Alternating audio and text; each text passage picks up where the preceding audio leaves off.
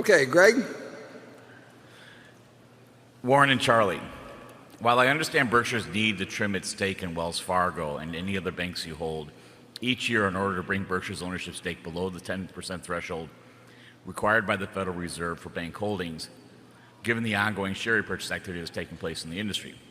I was kind of surprised, though, to see you move to trim all of your holdings where possible on a regular basis to eliminate the regulatory requirements that come with ownership levels above 10%, which in my view limits the investable universe that Berkshire, or at least Warren, can meaningfully invest in longer term, given that Warren manages a large chunk of Berkshire's $200 billion equity portfolio.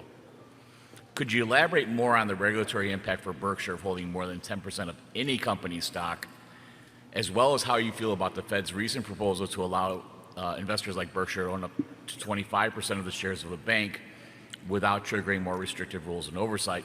Yeah. Basically, if that proposal were to come to fruition, would you be willing to forego that 10% threshold self-imposed that you've done and put money to work in names that you're already fairly comfortable with?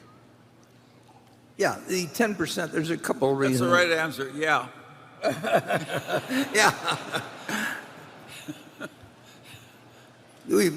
We will, there's two factors beyond, in the case of banks, there's the Federal Reserve requirement there.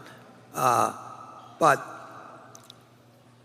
many people probably might not know about this, but if you own over 10% of a security, common stock, and you sell it within 6 months at a profit, you give the money over to the company.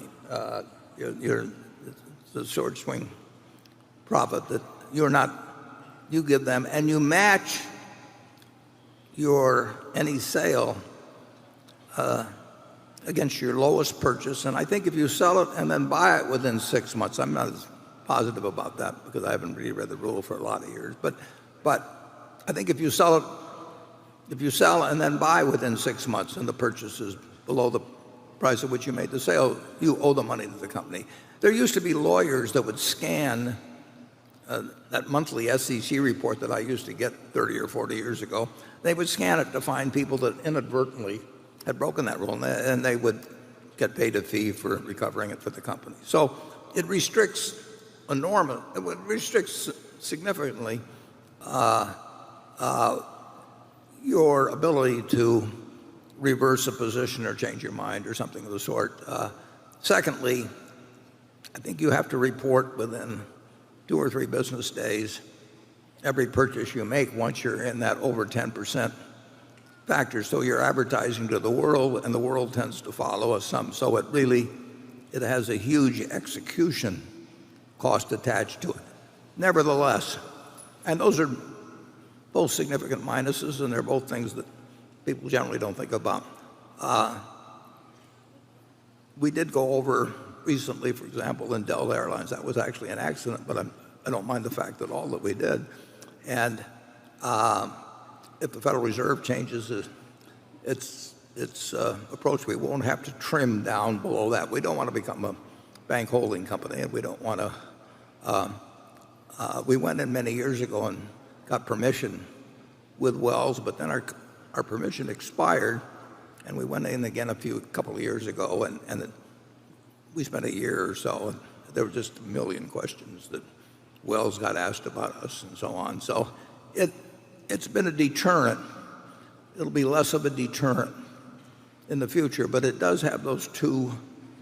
The short swing thing is less onerous to us than it would be to most people who buy and sell stocks, because we don't really think in terms of doing much with it. But if we didn't have all these damn rules, we would cheerfully buy more, wouldn't we?